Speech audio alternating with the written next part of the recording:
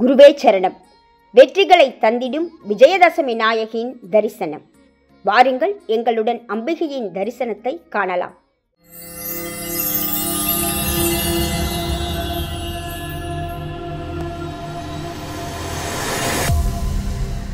எல்லாம் வல்ல ஆதிபராசக்தியாகிய அன்னைக்குரிய விரதங்களில் முதன்மையானது நவராத்திரி விரதம். ஸ்காந்த புராணத்தில் நவராத்திரி விரத மகிமையானது விரிவாக சொல்லப்பட்டு இருக்கின்றது. சூரியன் கன்யா ராசியில் பிரவேசிக்கின்ற காலத்தில் சுக்லபக்ஷ பிரதமை தொடங்கி நவமி முடிய, அதாவது புரட்டாசி அமாவாசைக்கு பிறகு அமையும் 9 நாட்கள் தேவியை ஆராதிக்கக்கூடிய பெரு விரத காலமாக நவராத்திரி புண்ணிய காலமாக அமைகின்றது.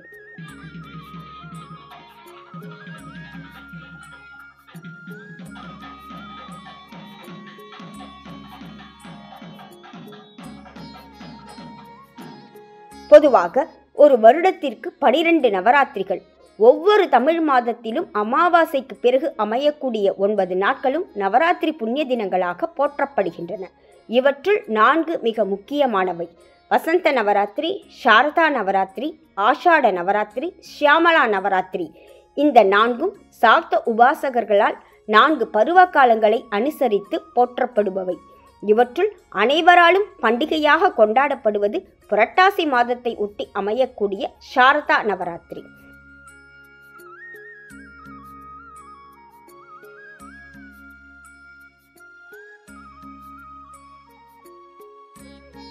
சாரதை என்றால் கலைமகளாகிய சரஸ்வதி.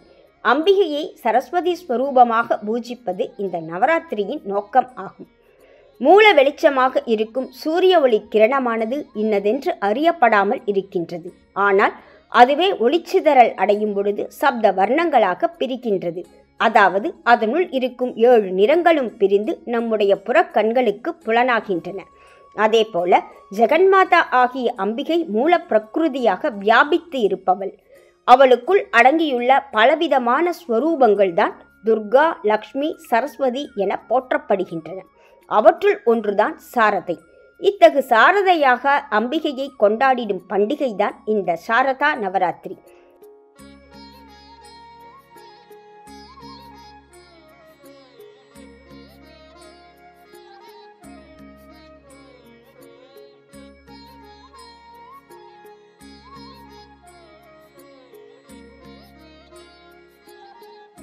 லலிதா சகஸ்ரநாமம் அம்பிகையை சாரதா ஆராத்யா என போற்றுவது இங்கு குறிப்பிடத்தக்கது. ஜீவர்களுக்கு இன்றியமையாத கல்வி மற்றும் கலைஞானத்தினை தந்திடும் வடிவம் இந்த சாரதை என்பதால் இந்த நவராத்திரி புண்ணிய காலத்தினை மிகுந்த ஸ்ரத்தையுடன் அனைவரும் கொண்டாடுகின்றோம். கல்விக்கும் தொழிலுக்கும் வந்தனை செய்திடும் விதமாக ஏடு தொடங்கி அதற்குரிய தெய்வத்திற்கு விழா எடுத்து சிறப்பிக்கின்றோம். தவிர 6 பருவ காலங்களில் ஒன்றான சரத்ருது எனப்படும் சரத்காலம் அமைந்திடும் காலகட்டம் இது. இந்த சரத்காலத்தில் ஆராதிக்கப்படுபவள் ஆகையால் அம்பிகையை சாரதா ஆராத்யா என்று போற்றுகின்றோம்.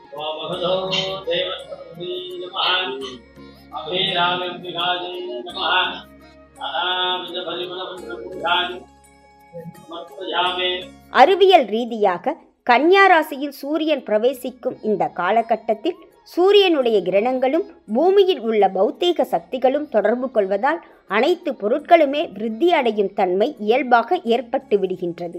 தவிர சூரியன் ஆத்மகாரகன். அவர் பிரவேசிக்கும் கன்னிராசிக்கு சொந்தமான புதன் கிரகமோ புத்திகாரகன்.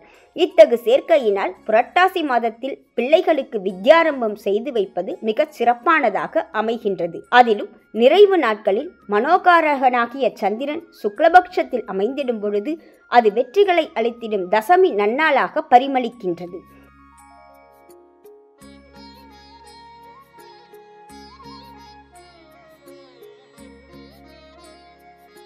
கல்வி கலைகளுக்குரிய புது தொடக்கம் செய்யப்படுவது இத்தகு காலகட்டத்தில் நம்முடைய சம்பிரதாயம் என்பது நம் முன்னோர்கள் சொல்லி வைத்த உண்மை. தவிர தொழிலகங்கள், அங்காடிகள் முதலான அனைத்து துறையினருக்கும் புது வணிக கணக்கு தொடங்கிடும் நன்னாளாகவும் இது அமைகின்றது. இத்தகு நாட்களில் அம்பிகையை போற்றுவதும் அவளுக்குரிய மலர்களையும் இலைகளையும் தூவி வழிபடுவதும் அதீதமான நற்பலன்களை அளிக்கவல்லன என்று சொல்லப்பட்டிருக்கின்றது.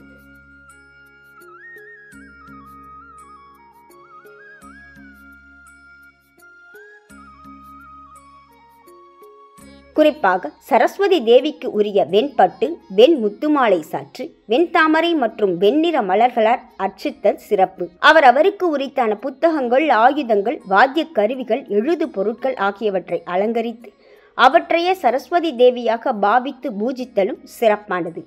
இத்தகு நன்னாளில் அம்பிகையை சரஸ்வதி ஸ்வரூபமாக வெண்பட்டு சாற்றிய அலங்காரமுடையவளாக தரிசிப்பதும் மிகுந்த புண்ணிய பலனை அளிக்க வல்லதுதான். இத்தகு தரிசனத்தை ஐத்தமிழ் தாய் நேயர்களுக்கு அளிப்பதன் மூலம் நாங்களும் பெரும் மகிழ்ச்சி கொள்கின்றோம். நன்றி, வணக்கம்.